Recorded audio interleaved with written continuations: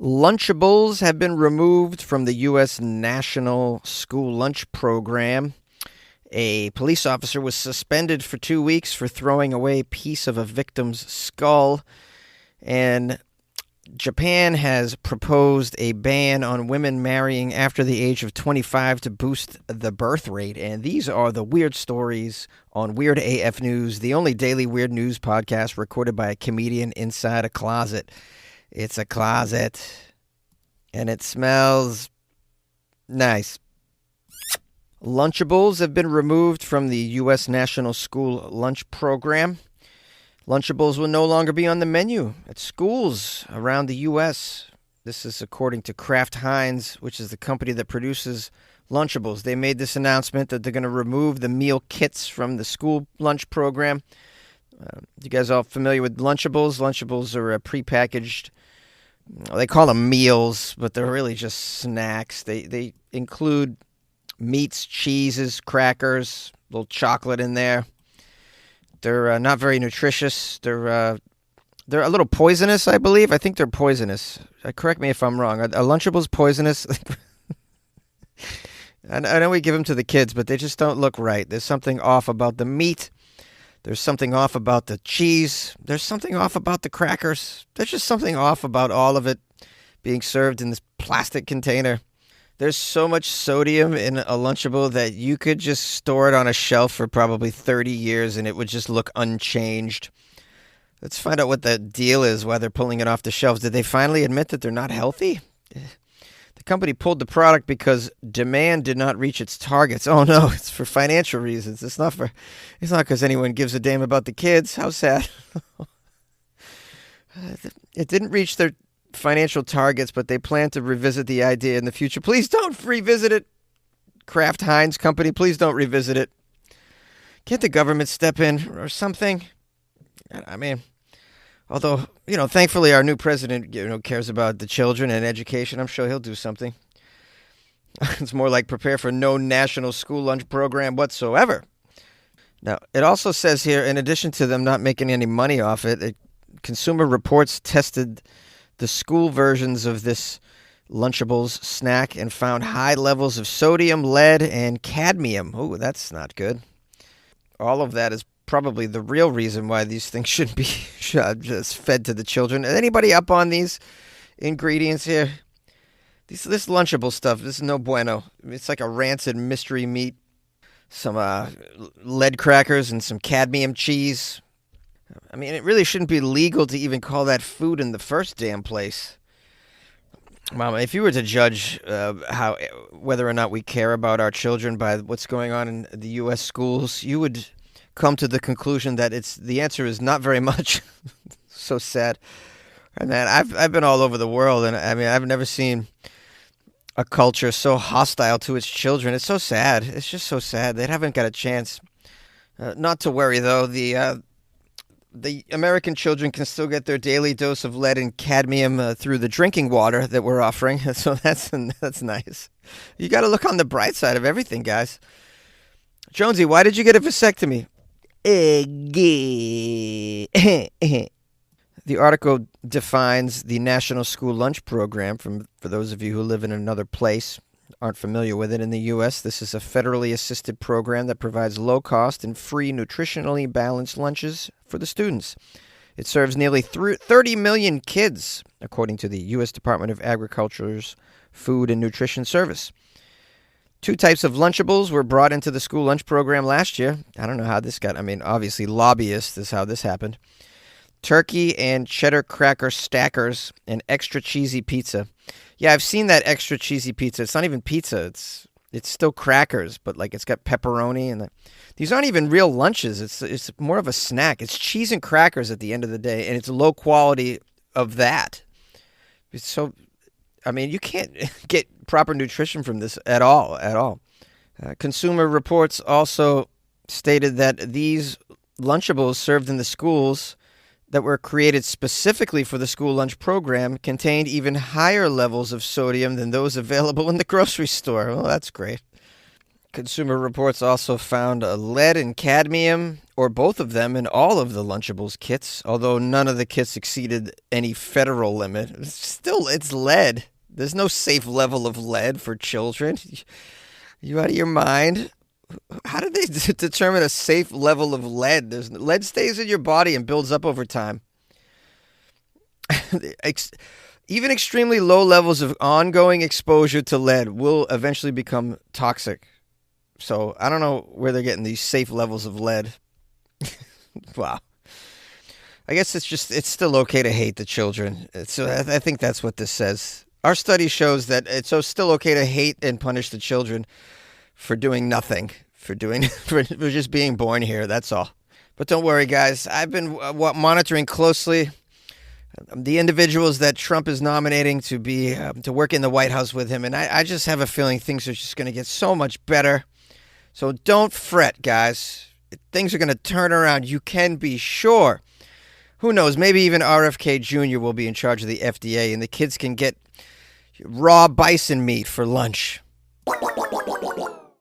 A police officer has been suspended for throwing away a piece of a victim's skull.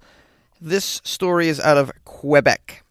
A police officer has been suspended for 15 days without pay. Oh, not with pay. In the U.S., we give him pay. Paid vacation for all the bad cops. They love it. I mean, nothing makes you regret your past transgressions than weeks and weeks of paid vacation, correct? We do everything wrong in the States. It's so fun. Okay, this officer has been suspended for 15 days without pay after throwing a piece of a young motorcycle accident victim's skull into a ravine. That's strange why you would just throw it into the ravine. What? An administrative judge with the Police Ethics Tribunal found that Sergeant Sebastian Ploufez, I don't think I said that correctly, Ploufez, Ploufez, probably Ploufez, Sebastian Ploufez. Sebastian's misconduct was inexplicable and unjustifiable. It's kind of inexplicable why you would throw a piece of skull into a ravine, unless you were trying to purposely eliminate evidence. But then there's going to be more skull remaining. You're not throwing, maybe that was the only piece of skull recovered. Let's just keep unpacking this strange story. This was all upheld, the sentence, and it was recommended by the Officer and Ethics Board investigator to do a 2-week suspension. And it's nice to have the peace of mind to, know that this officer was punished appropriately. Off the top of my head, I don't even know why you would, mess with evidence like this. And, you can be sure that this individual is never going to make head of the precinct. That's for sure. And other puns that I could put in there. Okay, so here's the statement of facts included in the decision. It stated, the victim's mother found a piece of her son's skull while searching for his cell phone at the site where he had died 4 days earlier in a region called the Outayais region.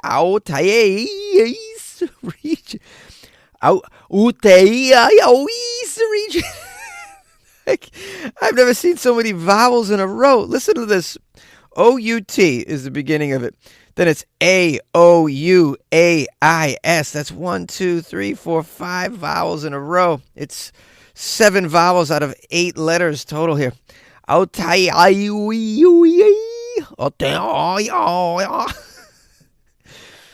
so Plouf responded to her 911 call and collected the remains, but after being criticized by the mother over police handling of the scene, he drove a few kilometers away and threw the skull parts into a ravine. He also later lied on the report of his activities. It would seem to me this is a huge infraction. This is a crime scene, whatever it might be. Piece of skull, huge. Piece of evidence. You get it 2 weeks, that's it? Someone like this should probably, lose their job. I've been fired for less. I got fired from a telemarketing job for making personal calls. Bro, I'm on the phone all day long. I'm not going to make a couple personal calls. You stupid? I had a girlfriend at the time. I'm not going to call her. I need a break from this crap. I need a break from people screaming at me and hanging up. I need to hear my girlfriend's voice. I need to call and cry to her and have her tell me it's going to be okay. And that, there's a reason working this job for $9.50 an hour. There's a light in the tunnel that's going to be okay someday. I needed to do that. Of course, I got fired for it. I've been fired for reading books at the job. Yeah, I got fired for. I was at a job and I kept reading books. They told me don't read books, and I just couldn't stop reading books. So I know that sounds like a strange way to get a reason to get fired. They were intimidated by my elevated brain power, and they're like, if this guy gets any smarter, he's gonna own the place, and then we're gonna lose our job. So let's get rid of him now. Yeah, I've never tampered with evidence from a crime scene. I would imagine you get fired for that crap. I'm so bored with this story now because it's just so stupid. How about we just pose this question right now? It's my show. I can do whatever I want. What is the dumbest reason you've been fired from a job, or the weirdest reason that you've been fired from a job? Just email me, funnyjones@gmail.com. I'm gonna read some of these on the show tomorrow or the day after. So I want to hear some juicy stories, man. Come on. And keep it brief, please. I'll even do a little prize. The person who has the weirdest, craziest reason for getting fired, I'll write a short little song about it for you. How about that? And I'll just improvise it on the podcast. Maybe not that episode, but like maybe the episode after or something. A Japanese politician has proposed a ban on women marrying after the age of 25 to boost the birth rate. We have here the leader of Japan's Conservative Party sparking an uproar because he's advocating for a ban on women marrying after the age of 25 and having their uteruses removed at the age of 30. Who is this beast monster of an individual, this inhuman person? It's horrible. This proposal was part of an overall discussion on the country's aging population and the problems it faces as a result of the falling birth rate. Yeah, what the falling birth rate? Oh, so they're not going to pay for the old people? That's the problem. All these old people in Japan are scared because the young people aren't going to pay for their existence. That's what's going on here. They're trying all kinds of things except for fixing the problem. Maybe if you actually fix the problem, I mean, the price to raise a child. I mean, really, have you looked at it yet? Have these people looked at it? They're so wealthy. They're just so out of touch. Like, we can understand why people can't just have 6 kids right now. What are these weirdos thinking? I just don't get it.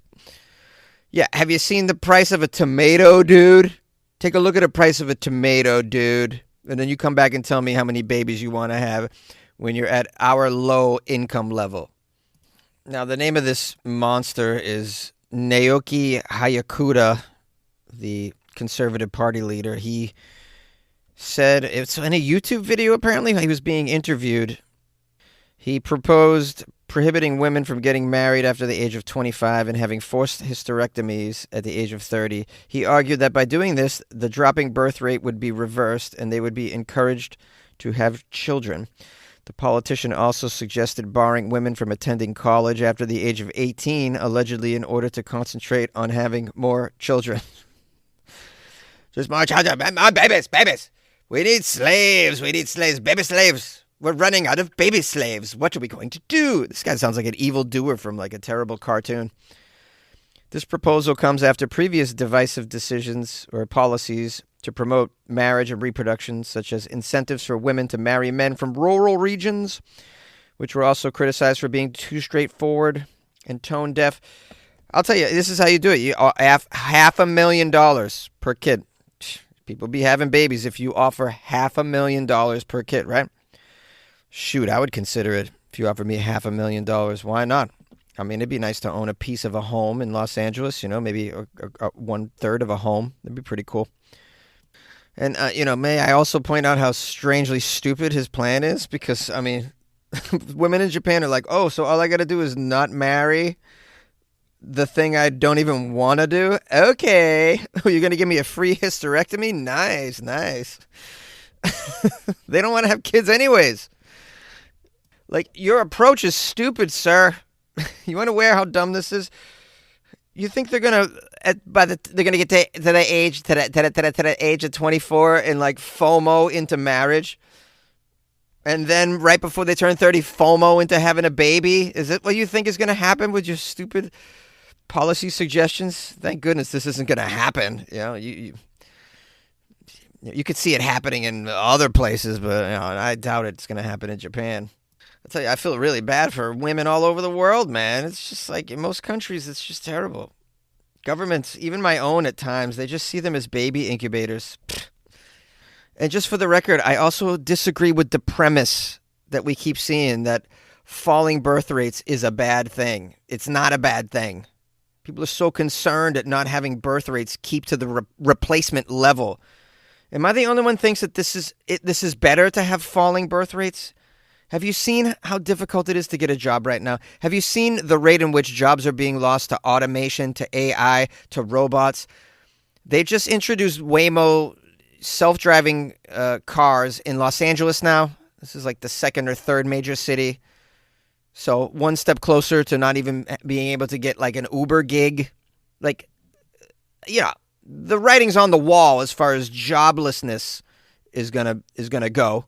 And then, have you seen the price of groceries? Have you seen the price of rent? Yeah. Things that go up when you have a lot of people, less space, more mouths to feed. If the number goes down, fewer mouths to feed. The prices of foods should go down to meet that lesser demand.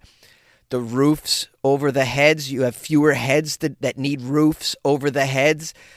Therefore, the price of roofs over the heads will go down. Correct?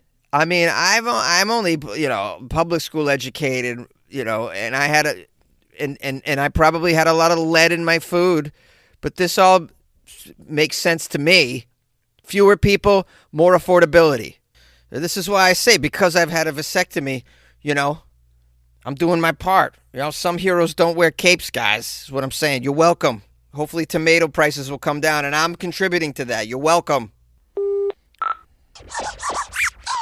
Well, thank you, my friends, for joining your buddy Jonesy for another episode of Weird AF News. Appreciate your time. Appreciate you putting up with me and my terrible puns and bad jokes and mispronunciations here and there. I know it's not ideal, but we do the best we can over here. But things are always getting better, always looking up. I want to thank everybody who's been reaching out to me with kind emails and phone calls even. I got some phone calls I'm going to publish after this. If you want to stick around and hear from some of the weirdos, you guys can always call or email me. It's funnyjones@gmail.com, and the number is 646-450-2012. Just a heads up, tomorrow's Friday, so I'm only going to be doing news from the state of Florida. So if you would like to contribute to the show, send me any Florida news that you come across from the past week. I would appreciate that. You can also drop them in my DMs on Instagram @FunnyJones. Send me those Florida stories, guys.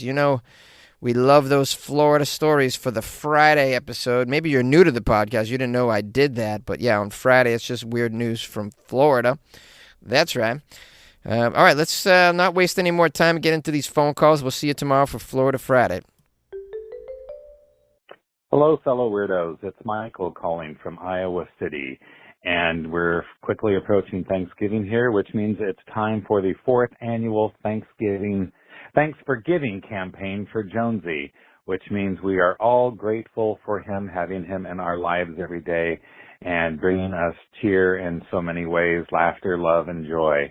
And we are extremely grateful for that, Jonesy. Thank you so much. And we want to show our appreciation for him. And ways we can do that are to make donations to him, join the Patreon, give PayPal donations, or maybe have him make a cameo video. So let's all think about that and make a contribution to Jonesy in some way.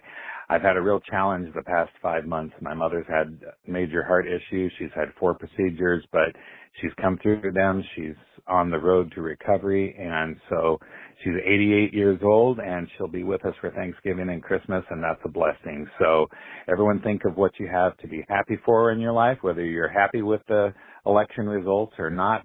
You've got ways to move on and be thankful. You can maybe be pleased with the way your children or grandchildren are doing, see that little baby smile, and If you're a person who lives where the leaves have changed, the color of the leaves, and hear the rustling of the leaves or the birds singing, there are many things in life to be thankful for. And one of them for all of us weirdos is having Jonesy to bring us love and laughter every day and bring joy to our lives through his comedic and sometimes acerbic and strange views on life. So please consider going to weirdafnews.com and hitting that Buy Jonesy a Cup of Coffee button, or hit the PayPal button. You can join the Patreon, and for every person who connects with Jonesy in some ways and makes a donation, I will match those donations by giving $1 for everyone who contributes to Jonesy. So if you buy 5 cups of coffee, I will donate $1 for each of those cups. That means I'll donate an extra $5. If you join the Patreon, that's $1 donation. If you make a PayPal donation, for each PayPal donation, I'll donate $1. And Jonesy will keep track of those, and at the end of the season, which will go all the way through New Year's, I'll keep making donations for every contribution that comes into Jonesy. So whether it be a cameo video or a cup of coffee, we'll all keep donating to Jonesy and see what we can come up with here by the end of the season. So please consider showing your appreciation for Jonesy and all the joy he brings into our life. So thanks for giving, and happy Thanksgiving to all the... Yes. Guten Morgen, Herr Jonesy. I'm calling from the Midwest. This is your favorite Midwestern mama. Yes, I was calling regarding the pizza story you did the other day. I was wondering if I could have the extra large pepperoni with the Bam Bam sauce. I think that it was on menu with the Bam Bam sauce, the Colombian or and Bolivian Bam Bam sauce. Yes. So if you could please send that to my house, I will send you address. Please and thank you. Oh, and also Chilean sea bass is from Jurassic Park, the movie. So not the book. I can't remember if they discussed it in the book. I've read it like 7 or 8 times. I should know this, but anyway, yes. So please, the Chilean sea bass is from Jurassic Park, and also the Bam Bam sauce. Indeed, the Chilean Bam Bam sauce. Perhaps it's Chilean, not the Bolivian. Thank you. Have a nice day. Hey, Jonesy, it is Kimberly from Illinois. Jonesy. Yesterday, man, you were sounding pretty lit on your podcast, so good for you. But today, I don't know, maybe you were coming down. I'm going to guess you're going to get some flack about your French Bulldog bit. I just want to let you know it's not cheap to travel with your dog in cargo, and it's cost even more to go coach, but going first class, I can't even imagine what that's going to cost. Do I feel this guy was acting entitled? I think if he was acting entitled, he would have had an emotional support certificate with him. So I think paying first class, getting bumped back to coach, I think he was doing the right thing. I don't think that it's a breed issue, but that's just my opinion. I think he did the right thing. All right. Good luck with your life plan, Jonesy. Hi, Jonesy. It's Connie from Cedartown, Georgia. And I was calling about the show that you did, podcast you did yesterday. And the part about the Pope accidentally blessing the saints, what happened on Sunday makes sense now, because the Falcons beat the Saints badly a month ago, and then they fired their coach, and all of a sudden the Falcons couldn't do anything. And I'm like, what is the problem, guys? It's the same team you just beat. Now it makes sense. The Pope is pulling for the Saints, or blessing them, or praying for them.